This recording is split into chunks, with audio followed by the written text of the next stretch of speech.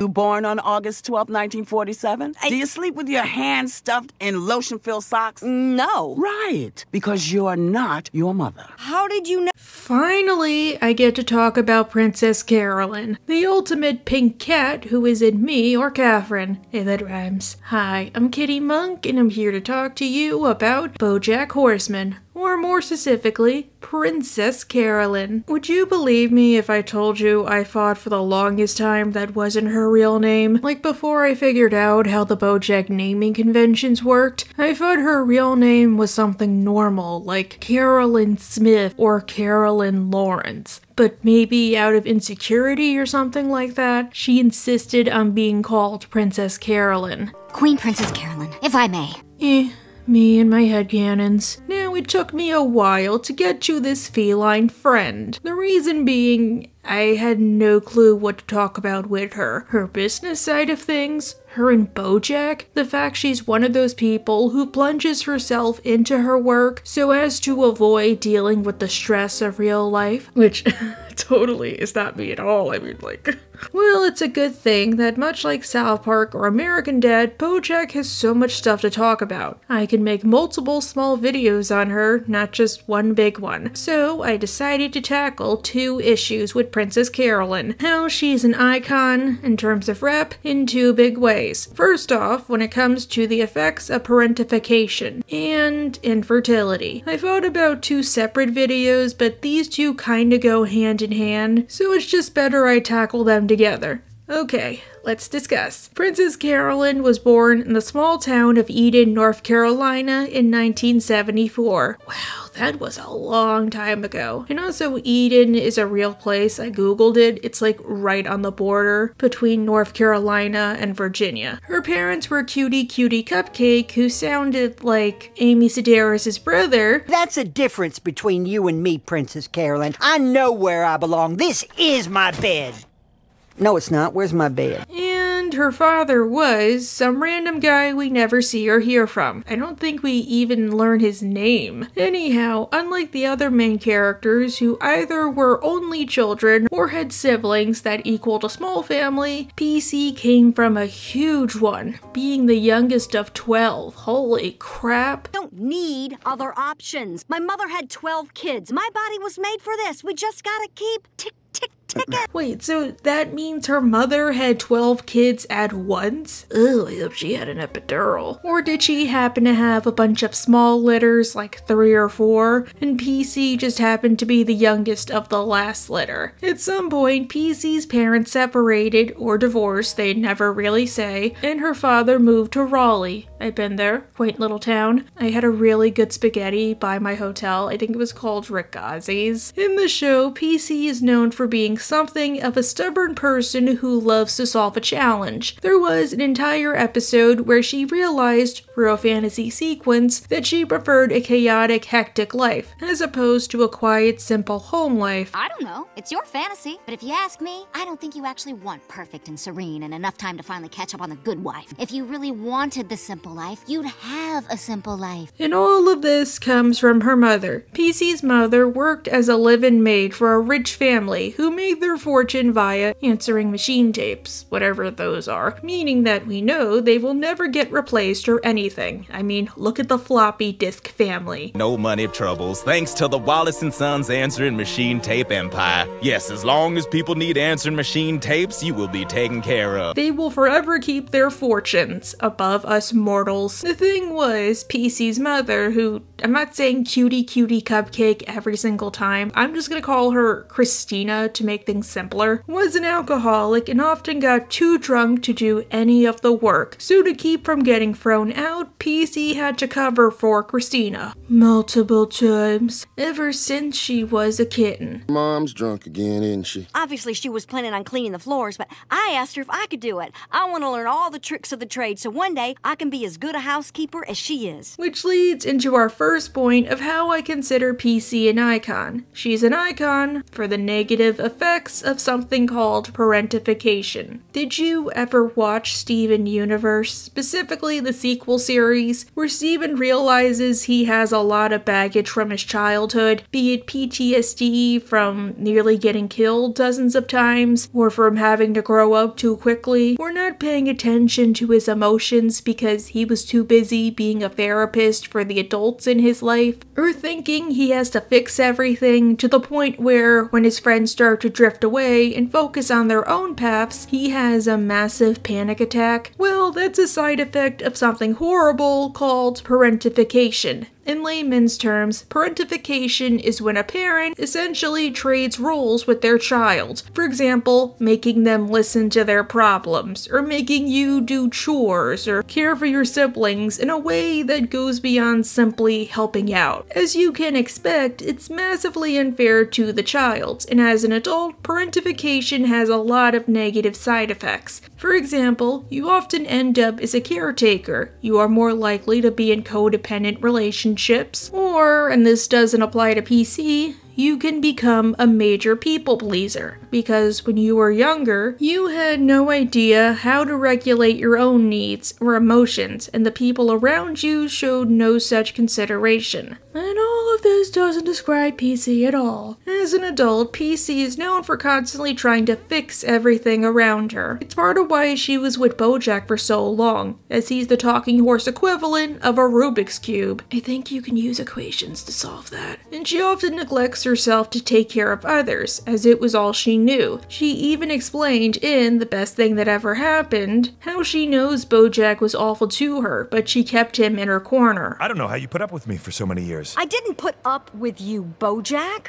I liked being with you, and I don't regret it. As a child, PC had a fascination for a tape of Amelia Earhart. She watched it so much that it started to ruin, but she could recite every word by heart. Oh, this takes me back to when I used to watch VeggieTales. How many times you watch this tape? Well, will you get me a second tape? I'll watch something else. What am I, made of tapes? Alright, let's analyze this moment. Now, I think it goes without saying that Amelia Earhart was a feminist hero. Without getting too deeply into it, she lobbied for more women in aviation back when it was solely male-dominated, supported the Equal Rights Amendment, and broke many flight records. And keep in mind when she was doing all this, in many ways, she would be an inspiration to little girls, especially to PC. From an escapist perspective, if she had an awful situation, she could just fly out of danger, despite her untimely ending. Wait, didn't they find more evidence about that? Meanwhile, I consider PC a bit of a feminist icon, even if she isn't that much of a feminist herself. As a character, she's pretty fleshed out, and she also succeeded in Hollywood in the 90s and early 2000s. Her work ethic can be pretty inspirational, although you do have to keep in mind it doesn't totally come from a good place. So yeah. By high school, PC's other siblings started to move out, for one reason or another. Maybe they dropped out and started working, maybe they moved in with their father, who knows. Except for her brother, Boots, who we know was in rehab. By that time, Boots will be out of rehab and he can come home and help out. Until it was only Princess Carolyn and Christina, which only made the parentification worse, as PC now thought that if she left, Christina would be all alone. During this time, she got closer to the son of their employer, Cooper, teaching him how to throw footballs. That's a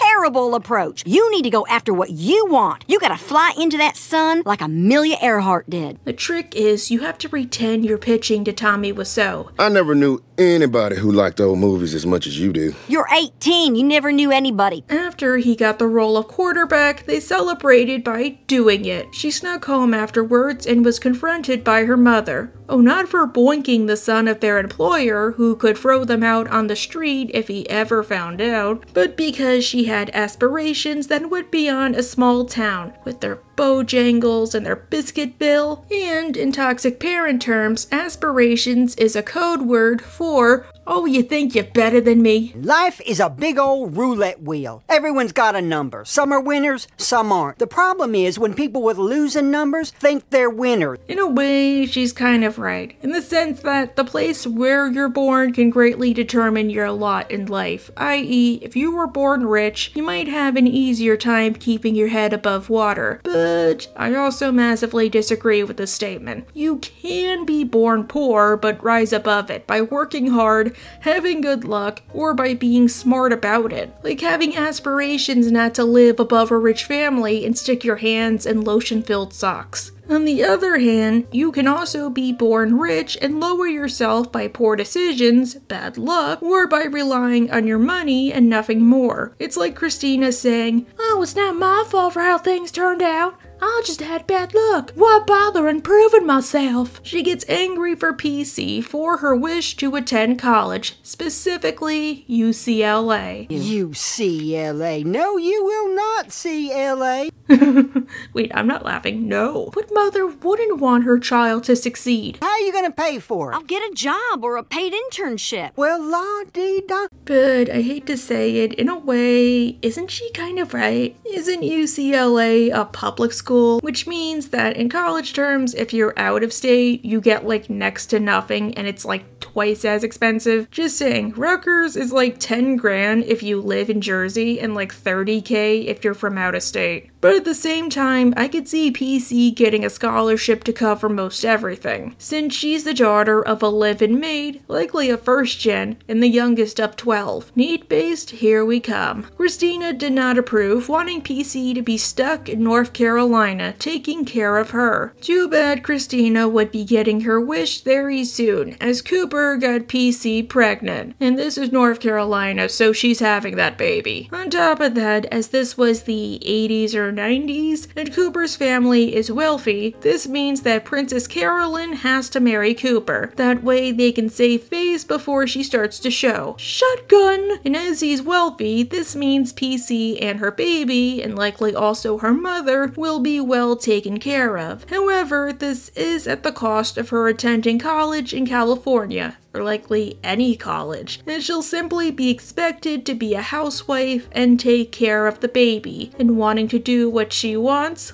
You'll join the junior league, maybe singing the Follies. Mrs. Wallace will teach you how to play bridge and destroy other families' social status through indelicate gossip. We'll go to Hilton Head every summer. Obviously, despite how much it seems, this is really bad news for PC. We saw with BoJack's parents that shotgun weddings are not the best course of action, especially with somebody you barely know. And yeah, I think she knows Cooper, but I mean, like, they haven't dated or anything, they were just like acquaintances. Plus, the Coopers are upper class, so yeah, kinda like Beatrice and Butterscotch divorce would not be an option. On top of that, we know that PC is kinda like Beatrice, a very strong-willed woman. She would not be taking well to the quiet, domesticated life of the Wallaces, where she's told what she has to do all the time.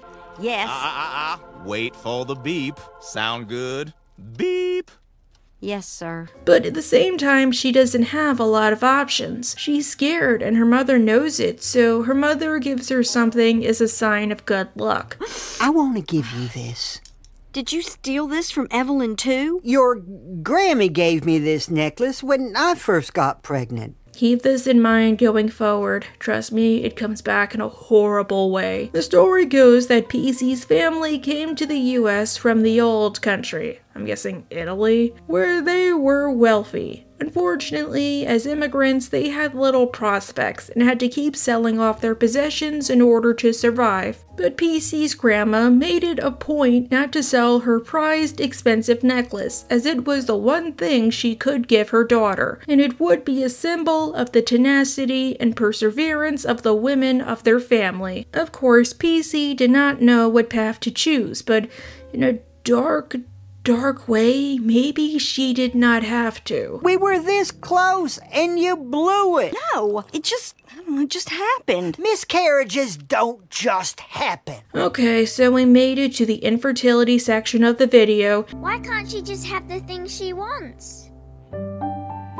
Because it's not meant to be. Look, I'll be honest, it took me months to write this script because of the subject. Kinda like Mrs. Garrison, I had no clue how to be respectful towards it, and unlike Mrs. Garrison, it was a little harder to find any YouTubers on the subject. I guess I could provide some resources to help if you or someone you know is struggling with infertility. However, the best thing you can say to the person who is struggling is, I know this hurts and I'm here with you. Don't blame them, don't question them, just listen. Simply putting it out there because Christina doesn't know any of this crap, and she blames her daughter for something she has no control over. That baby would have changed everything for us. I'm sorry. I'm sorry. I'm sorry. However, she realizes her mistake and comforts PC by telling her she doesn't have to marry Cooper. She's free, and she can go off to college if she still wishes and follow her dreams, at least until it's time to go. Oh, hey, I got a nutty idea. What if you deferred for a year? Can't you just do this one thing for me? Do you hear yourself? She's done every one thing for you. Just let the kid live her life, God. But as an adult, this struggle continues. First off, let's talk about the episode Brap Brap Pew Pew, which aired before PC's infertility struggles were put into the spotlight. As we know throughout the show, PC wants nothing more than to have a family, but can never achieve it for one reason or another. In the episode, Diane finds out she's pregnant, and as her and Mr. Peanut Butter don't want children, she decides on an abortion. But she accidentally ghostwrites as one of PC's other clients that she is having an abortion, and said client wants the attention that comes with being a voice for the pro-choice movement. At one point, it seems like PC gets angry over nothing and sorta snaps at Diane. I'm so tired of you creating problems. I'm sorry, you're so fertile, and now you don't want a family. I'm sure that's really hard for you. What? Now at first, I thought PC was just upset because either she was stressed from the situation, or that Diane is the reason PC is working overtime. Or hey, it's a political episode and they need somebody to act slightly out of character in order to make a point. But in hindsight, this actually kind of makes more sense. PC, as much as she probably doesn't want to admit it, is jealous. Jealous that she's tried everything but could never have a baby, or a husband, or any of that jazz. Whereas Diane got pregnant basically by falling asleep and doesn't want the baby. Of course, right to choose, meaning that this is as far as PC goes. Still, I very much like how after Diane has the procedure, PC seems remorseful for her behavior and actually kind of owns up to it in her own PC way. How are you feeling? I'm glad I did it,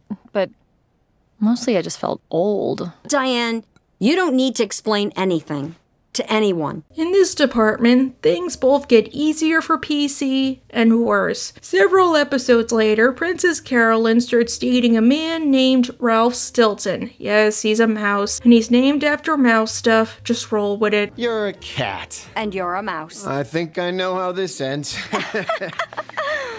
Ralph runs a greeting card company, and he compliments PC very well, being quiet and thoughtful, which is a far cry from BoJack, who never so much as respected PC. However, the cracks begin to show, especially when they start to go steady.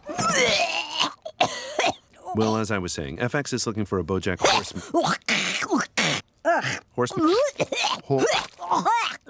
During season 4's premiere, Ralph wants PC to move in with him, and she refuses. Later, it turns out because she was pregnant during the time between season 3 and 4. I had a doctor's appointment. Whoa, is everything okay? Oh, yeah, it's fine. And she lost the baby. Whoa. I was gonna tell you really, but then before I could tell you, there was nothing to tell you. Oh, I still wish you would have told me.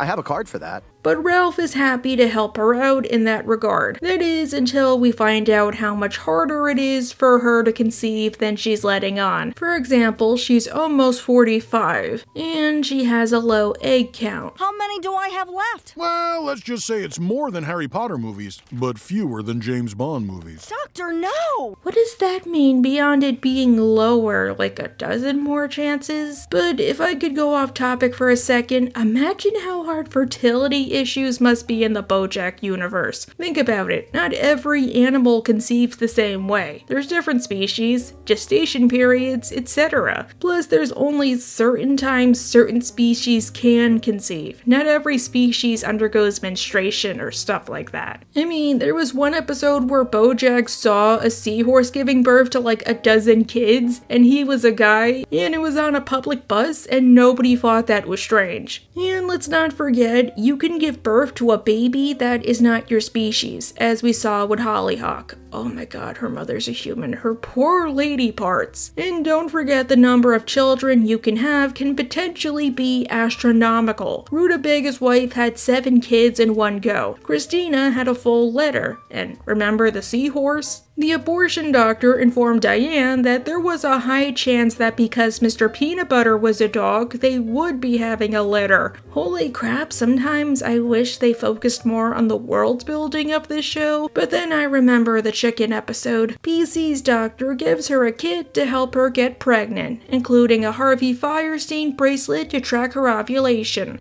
Hello, I'm Harvey Fierstein. Let's put a baby in you. Ooh, can Harvey Fierstein be the one to tell me when I'm about to menstruate? In his buttery, smooth, cheese grater, Beetlejuice Fizzarolli voice? At least he won't give me a million pop-up ads like Flo does. The pair tried desperately to conceive a baby, even naming their hypothetical child Filbert and trying to conceive in the back of a cop car when PC is in heat. And eventually, it seems like they succeeded. Then comes Rufy. Oh, I don't know how to prepare for this.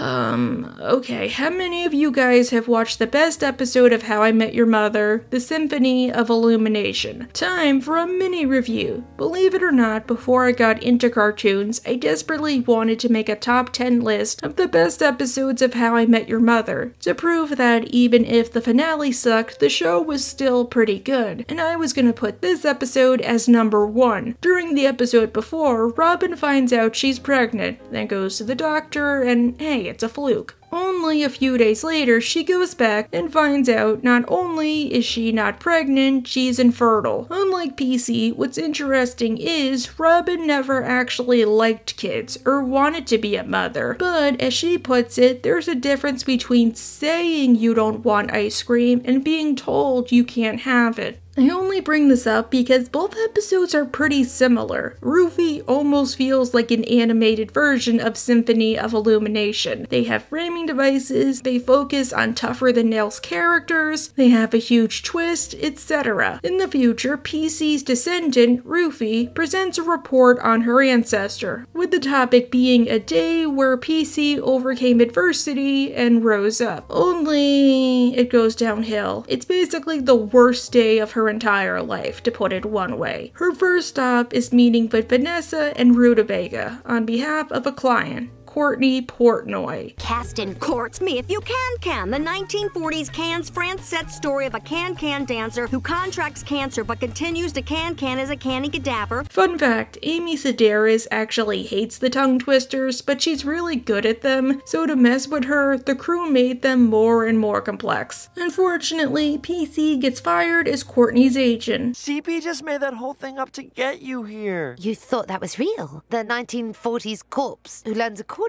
It sounds so ludicrous. No big whoop. PC has a bunch of others. Oh, but her necklace is broken. You know, that necklace from the old country. Again, no big whoop, just get it repaired. At the jewelry store, PC runs into Charlie Witherspoon, one of my many, many spirit animals, who informs her that Judah is lying to her. This guy's name was Judo. I offered to buy Vim. That offer. I couldn't believe it when he said you weren't interested. That lying liar. Well, technically, it was a lie by omission. Omitters! Omitters! Then she goes to the doctor, where the bomb drops. PC learns... Your pregnancy is no longer viable. Well, how do we make it viable again?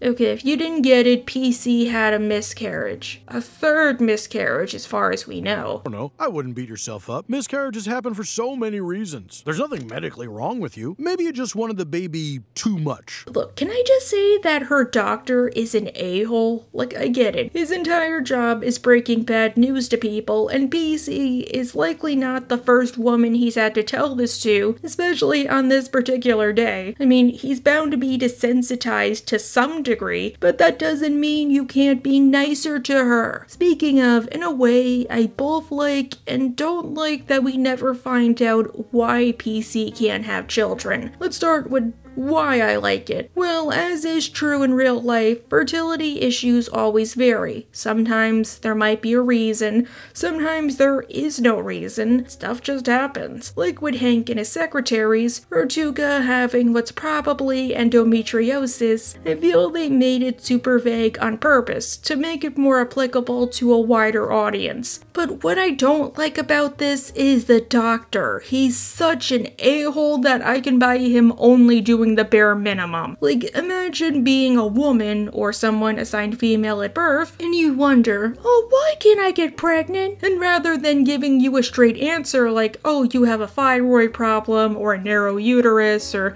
endometriosis, you don't have the code for the Neanderthal gene, he's just like, oh, who cares? Who knows? So screw it you, Mr. Rhino Man. Afterwards, PC goes to pick up her necklace, only to discover it's not special. Her mother lied to her.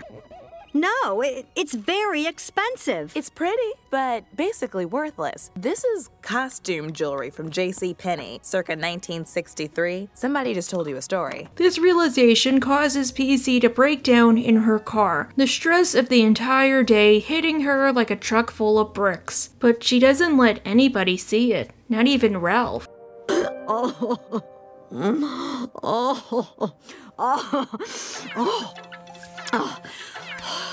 Ralph! I hate to say it, but I've done this a few times. Instead, she takes her aggression out on Judah, firing him for lying. Because you didn't want to work at a big agency. You don't fit in with other people. You're weird. So you'd rather stay here where you have all the power. No, Princess Carolyn. At the restaurant, she's reminded of... It's a Missa Carey, Washington. Everybody love a Missa Carey. Missa Carey Underwood. Missa Carey Mulligan. Missa Carey, first name Mariah. Okay, first off, clever number. Second, I kind of like the fact that they are using the word miscarry or miscarriages. Usually, whenever a character on a show has a miscarriage, they tend to dance around the issue. Like, instead of saying, I had a miscarriage, they'll say, I lost the baby, or I can't have children, or something like that. Here, they outright break that stigma by saying what it is. I think my only problem with this plot point is maybe they could use the word infertility a little bit more, as it never really seems to come up. But it is pretty in character for PC to be like, excuse me, I'm not infertile, don't you dare say that word. Feeling despair, PC doesn't go to the apartment her and Ralph share. Hey, that rhymes. But the old one, which she temporarily gave to Todd. Oh, hey, Princess Carolyn. What is going on here? Kitty, I think you might have to make that Todd video.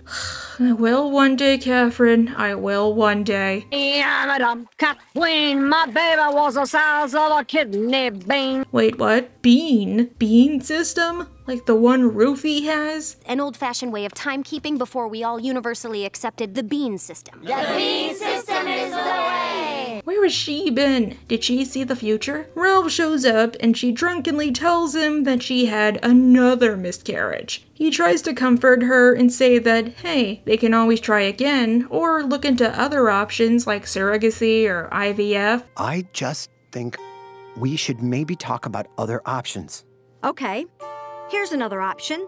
Get out of my apartment. I'm sorry. Get out! Yeah, we are analyzing this moment. Many people were upset that PC rejected Ralph for doing this, especially since it led to their breakup. But I do see it from her perspective. Remember, PC found out less than probably 12 hours ago that she miscarried, and because of how miscarriages work, well, it's not like you're just not pregnant anymore, like you lose the baby and then have a heavier than normal period. They have to remove everything with full-on surgery. What do I do next? Oh, there's a procedure. We can do it here later this week. You want Darlene up front to call someone to drive you home? Trust me, I had no idea they did that until a couple of years ago. It completely blew my mind. Like, is this that stigmatized that it's almost secretive? On top of that, one of Ralph's biggest flaws was that he could be insensitive when he probably meant the best. Like when he didn't understand his family's tradition was racist against cats, while also ignoring all the racist remarks they were making against PC until the end of the episode. Which I don't think was him being purposefully racist. It's the same as watching a show you really used to like as a kid and then being like, yeah, maybe this is why they don't rerun it, or something like that. Here, yes, he means well, but to PC, it's like saying, oh, sorry we conceived a baby and it died inside of you. But don't worry, we can always try again. I think what he should have done was simply listen to her and said, okay, what do you want to do? Or something along those lines. What makes it worse is that, as we learn, this isn't the first time PC has experienced a miscarriage, and not just with Ralph. I know you want to do this on your own, but you've had 2 miscarriages now. 5. And what? I've had 5 miscarriages. 1 last year, now 1, and 3 others before. Wait, look, I'm not trying to speculate, but if you do the math, were at least one of those Bojacks? Was it similar to Ralph where she wanted to tell him, probably agonized because we know Bojack's little system, and then had nothing to tell him? Whoa. PC and Ralph break up, and PC returns to her office, her home away from home. I mean, she even has a blanket, guys. Bojack calls her to complain about his own awful day with Diane, and PC tells him something, which turns this entire episode on its head. You want to know what I do when I have a really bad, awful, terrible day? I imagine my great-great-great-granddaughter in the future talking to her class about me. But it's fake. Yeah, well, it makes me feel better. Wait, what? That's how this ends? Rufy never existed? Oh my god, that's such a gut punch. Speaking of, I gotta say though, this twist is pretty cleverly foreshadowed. Like how Rufy just stops talking whenever something serious happens, despite the focus being that PC overcame a horrible day, or how she supposedly did not know the true story about the necklace. Like she just tells the story, but she's not like, what PC didn't know was that it was just normal costume jewelry or something like that. Or, well, this is just me, but the fact that Teacher Pod is voiced by Christian Chenoweth, who also voices Vanessa Gecko. It's Ruthie's turn to present her ancestor. Go ahead, Ruthie. Okay, Teachbot. Mrs. Teachbot. Ugh. At first, I just thought they were reusing voice actors. Since Vanessa was in the episode, why only use Christian for like 3 or 4 lines? But I could also see this being a huge hit. The main reason PC resents Vanessa is because she is both a hardworking agent and a mother, with the perfect work-life balance. Whenever she has a fantasy and Vanessa happens to be in there, Vanessa's children will almost always suffer in some way, shape, or form. In your infinite generosity, you gave me this job. Also, my husband left me, and my children married each other in an unholy incestuous union. Plus, I have, like, colitis or something. Perhaps in PC's fantasy, she's trying to say, haha, look, Gecko, I had grandkids and kids, and all you got was a stupid robot. Error, error. But this isn't the last time PC's fertility struggles come to the limelight. I mean, we have the other Rufy, but I'm not really gonna dwell on it here, and I'm just gonna give you a broad summary in order to give the video a happy ending. In What Time Is It Right Now, Bojack says that PC should look into adopting. You ever think of adopting? Oh, more and more lately. You should. You'd be a good mom. The world needs good moms. I'll take that under advisement. Okay, in his defense, this was several episodes after Rufy. Some time has passed. On top of that, Bojack saw how much better off his sister was being adopted into a loving family, and he thought PC could give another child that chance. She's got these adopted dads, but they take care of her. She'll have a good life. PC ends up taking his word for it and looks into adopting, but it's harder than it seems. First off, it actually costs money. Who's willing to take out her checkbook right now and write the adoption agency a check for $60,000? Wait a minute, is adoption really that expensive? Maybe that's why nobody does it. Like, that used to be the down payment on a house. And on top of that, it's hard to find potential parents who are willing to give up their unborn babies to total strangers. Who would have thunk? At one point, she and Ralph reconnect and actually consider adopting together, but then PC accidentally gives the birth mother the confidence she needs to keep the baby. But that speech you gave was so inspiring. It made me realize that all I need to be a good mother is love. Actually, you need so much more than that. Well, it's kind of sweet, though. Eventually, she seems to find a prospective birth mother, Sadie, who coincidentally was born in PC's hometown of Eden, and also got pregnant by an idiot. PC wants to adopt badly, so she plays up the image of a saved savage, like she left Eden, and her life is so much better in LA, even if they have light pollution and California Pizza Kitchen. Wait, what's so awful about California Pizza Kitchen? Ugh, they have like no sides, and each pizza, regardless of size, is like $20. So Sadie decides to keep looking. You do whatever you want. Just do what you want to do. Don't live your life for Strib or this baby or anybody else. Thank you. I mean it. It is until several months later when she's in labor and realizes PC was the best of the bunch. If PC can get to Eden in time, she will be able to adopt the baby. But if this baby pops out and you're not here, I'm putting it in a dumpster.